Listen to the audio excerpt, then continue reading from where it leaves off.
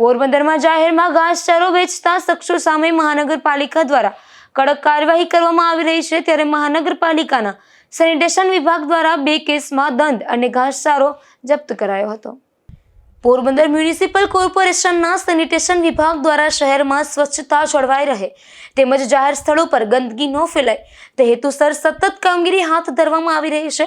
આ અભિયાન અંતર્ગત જાહેરમાં ગેરકાયદે ઘાસચારો વેચવાના બનાવોમાં જવાબદાર વ્યક્તિઓ સામે કડક કાર્યવાહી કરવામાં આવી છે।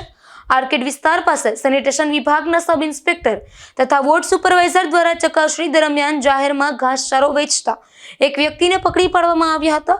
આ મામલે વ્યક્તિ સામે કાર્યવાહી કરીને ₹2000નો દંડ વસૂલ કરવામાં આવ્યો હતો તેમજ અંદાજિત 5 મણ ઘાસચારો જપ્ત કરવામાં આવ્યો હતો। ઉપરાંત પરેશનગર વિસ્તારમાં પણ સમાન પ્રકારની ચકાસણી દરમિયાન જાહેરમાં ઘાસચારો વેચતા બીજા એક વ્યક્તિને પકડી પાડવામાં આવ્યા હતા। આ કેસમાં પણ ₹2000નો દંડ ફટકારવામાં આવ્યો હતો અને અંદાજિત 7 મણ ઘાસચારો જપ્ત કરવામાં આવ્યો હતો। જપ્ત કરાયેલો ઘાસચારો ઓળદર ગૌશાળા ખાતે મોકલી આપવામાં આવ્યો હતો। નિપુલ પોપટ સાથે અશોક થાનકી, ગુજરાત ન્યૂઝ, પોરબંદર।